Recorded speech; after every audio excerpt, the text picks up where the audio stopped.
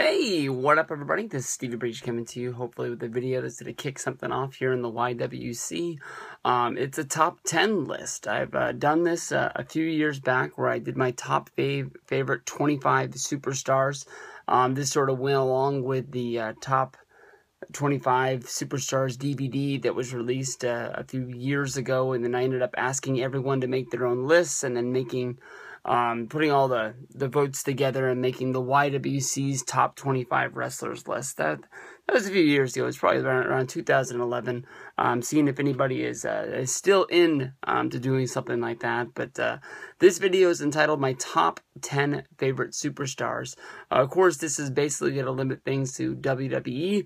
If you make your own videos, you can basically make your list however you want to make it. You could you could include ROH, TNA, New Japan, whatever you want to do. You can make a list like Billy Paz did, where he made his top list, all New Japan wrestlers that I had never heard of, just so I'd have to write their names down and put them into the tallies. But with my top 10 list, I limited it to basically people that you would see on your average Monday Night Raw, your average SmackDown, your average pay-per-view. If you went to a house show, you would see this person wrestle. I didn't want to include any of the part-timers like Undertaker, Sting, Triple H, Brock Lesnar, anybody like that, just because of the fact that I wanted to put over the guys that bust their ass to basically make sure that you're going to watch each and every week, even when there isn't somebody like Sting appearing at Night of Champions. You got to fill out that show, and it's got to be a good one. You know, a few of these even surprised myself, and I will honestly tell you, it was kind of hard to write down my top 10 favorite wrestlers without going to WWE.com and remembering some of these guys, just because it's just, I don't know, man. It's just sort of like wrestling isn't what it once was at one point. Number 10 on my list is a rising star that I think WWE is hoping to do something with in the foreseeable future. We've seen him in a few main events over the last year. We've seen him even quote-unquote win a match to become WWE champion, only to have it taken away because of the referee saying that there was a disqualification before he had got his pinfall. And that's Dean Ambrose. Dean Ambrose was the one guy in the Shield that everybody said was going to be the man someday. And basically, I didn't see what everybody else saw. And I was watching Roman, I was watching Seth, and I was like, these are the guys that are really going to be the main stars. But everybody kept telling me how, you know, Ambrose came from nothing in CZW and other indies, and his promo style was really going to make him something else and something to watch. But he's winning me over, but he hasn't won me over quite yet. Number 10 on the list, Dean Ambrose. Going to number 9, and a guy that I never thought would be on any top 10 list of mine, this would be Randy Orton. I've thought of him in the past as somebody who just basically goes out there and does the same match each and every time over and over and over again. But Orton recently is sort of won me over. I'm really waiting for him to turn heel. The babyface run, I think, basically has gone its peak. We'll have to see. Maybe he comes in and maybe he's the surprise guy at Night of Champions.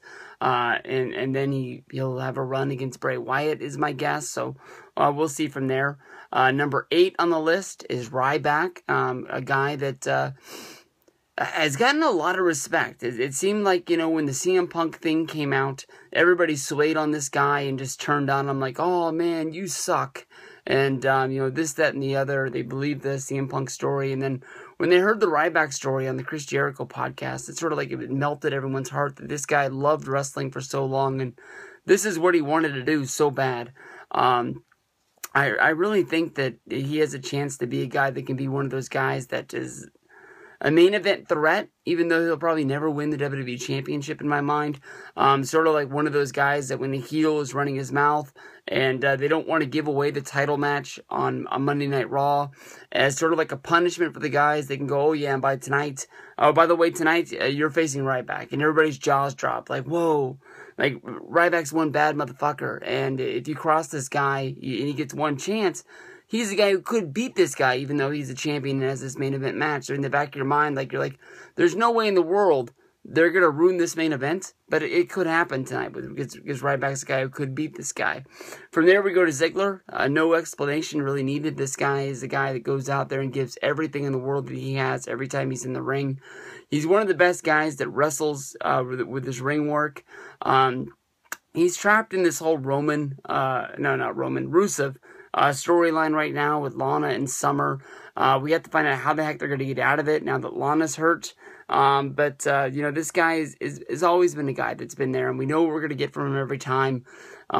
Sometimes WWE has all the faith in the world in this guy, and sometimes it looks like he doesn't have a prayer to, make it another month in WWE. So, I went with Ziggler on that one. Another rising star on the next one would be Cesaro. Cesaro, honestly, needs no introduction. He's one of the best wrestlers in the world. For some reason, people are still just finding out about him. Some people are really taken over by, the swing or other things that he does in the ring. But what I like about, Cesaro is just his overall just strength. This guy is stronger than strong. When he goes out there and wrestles, you can tell that he's, one of the biggest fans of professional wrestling for all of his life.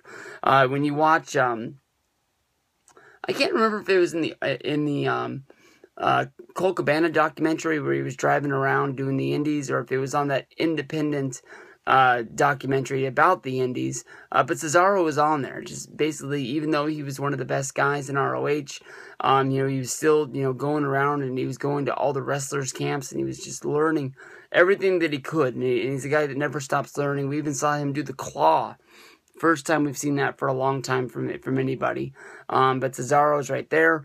Number 5 on the list is Rusev. And I'll honestly say that I put this guy a little bit higher on the list than he deserved to be. But every time this guy walks out on my screen, I smile. Every time I see him in the background of a Summer Rae picture, I laugh. Every time I see him tweet something on Twitter, I just think that the guy is figuring out more and more who he is. I know that on television, he's like this just Russian brute of a man that just, beats punishment into people.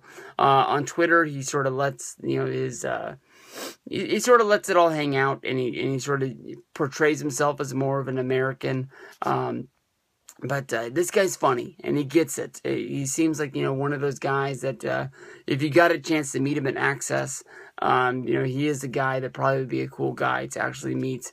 And it seems like he's getting better and better as he figures out, who his character is and, where they're going to be going with it from here. So Rusev's right there.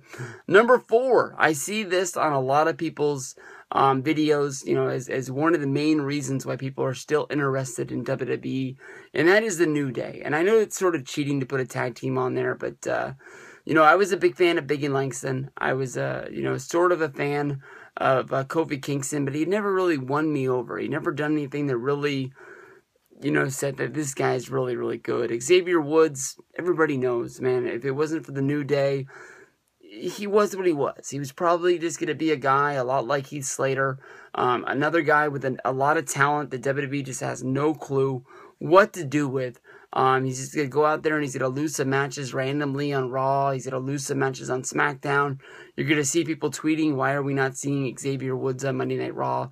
But you put these 3 guys together, and it is just a magical group. It is just awesome how these guys have come together. Right now, they're the tag team champions. They're having the feud with the Dudley Boys.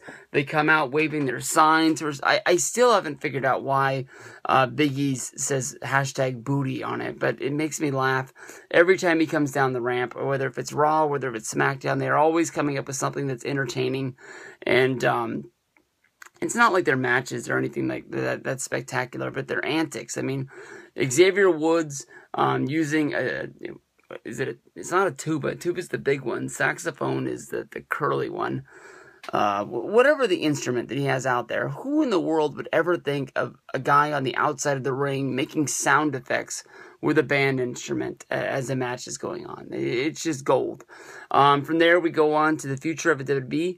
Roman Reigns. I really believe in this guy, and I've really been making some videos over the last few days that I believe it's Roman's time. And I know there's a lot of people out there who have their views on Roman Reigns, thinking that he doesn't deserve it because he's too green and he's not what a lot of the other guys are in WWE, and they just don't believe that it's going to happen.